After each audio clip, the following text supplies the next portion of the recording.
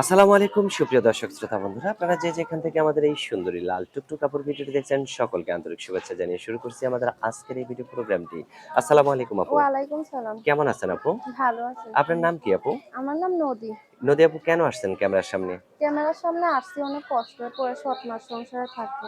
সৎ মায়ের সংসারে থাকেন? হুম। আপনার মতো সুন্দরী মেয়েদের আবার কোনো কষ্ট থাকে বলেন?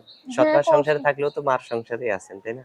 মার সংসারে নিজের মার মতো কি আর সৎ মা হবে? ছোট সেটা একটা তো ভাই অবশ্যই। আছে, তারে সারাক্ষণ মারধর করে, অনেক অত্যাচার করে। এখন ক্যামেরার সামনে আসছি ভালো একটা মানুষ পাইলে সম্পর্ক করব। এখন কি কোনো কাজ করেন?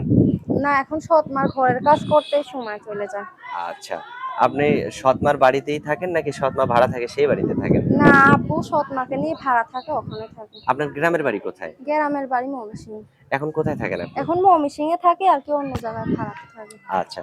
তা এখন যে ক্যামেরার সামনে আসছেন, অনেকে তো আপনাকে বিয়ে করতে চাইবে। আপনার সৎ মা কি আপনাকে বিয়ে দিবে? সৎ মা তো বিয়ে দেবে না। আমার ছোট একটা ভাই আছে, যদি ভালো কোনো মানুষ পাই আমার ছোট ভাইটার দায়িত্ব নিতে পারে, তার সাথে সম্পর্ক করব। নাইলে আমি যদি বিয়ে শাদী বসে চলে যাই, আমার সৎ মা আমার ছোট ভাইটার অনেক অত্যাচার করবে। আচ্ছা।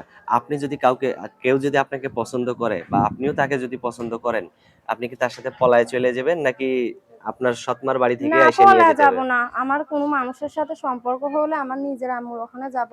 নিজের আম্মুর সাথে যোগাযোগ করে পরে আমি তার কাছে বিয়ে শাদী তো এখন বসবো। আপনি নিজের আম্মুর কাছে কেন থাকেন না?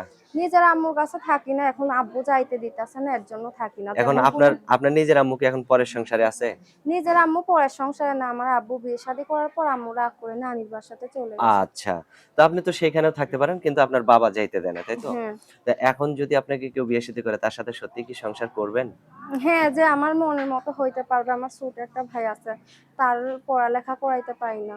আব্বু যতক্ষণে কাজ করে সৎ মার সংসারে সবকিছু দিয়ে দেয়। আচ্ছা। তো এখন আপনার ফোন নাম্বার কি ভিডিও ফোন আছে আপনার? না, আমার টাচ ফোন নাই। আমি মোবাইলটা আমার ফুপুর মোবাইল দিয়ে প্রতিবেদন করতেছি। আমার ফোন নাই। তো এখন আপনার ফুফু যদি নিয়ে যায় ফোনটা? না, আমি ভালো কোনো মানুষ পাইলে যে আমার দায়িত্ব নেবে, সে আমার ফোনের ব্যবস্থা করে দেবে, তখন ফুপুর ফোন যে নিয়ে যাবো। ব্যবস্থা করে যাবে তাকে যদি আপনি ভুলে যান কখনো? না, তাকে ভুলবো কেন? সত্যি ভুলবেন না? না। আচ্ছা, অসংখ্য ধন্যবাদ আপু। নদী আপু, আপনার ফোন নাম্বার যেটা দিবেন সেটা কি আপনার মুখস্থ আছে? না, আমার তো মুখস্থ নাই। ওই যে আমার ফুপুর তো মোবাইল থেকে উঠায় নিতে হবে। আচ্ছা, তো আমি বলি আমার সাথে আপনিও বলেন, হ্যাঁ? হুম। 013 013 26 26 25 25 87 87 49 49। নাম্বার ঠিক আছে তো? হ্যাঁ। আচ্ছা, তো ঠিক আছে নদী আপু, ভালো থাকবেন, হ্যাঁ? আচ্ছা। প্রিয় দর্শক, আপনারা ভালো থাকবেন। আর এই সুন্দরী নদীকে যদি কেউ আপন করে নিতে চান তাহলে অবশ্যই ভিডিওতে দেওয়া নাম্বারে যোগাযোগ করবেন। ভালো থাকবেন সকলে। আল্লাহ হাফেজ।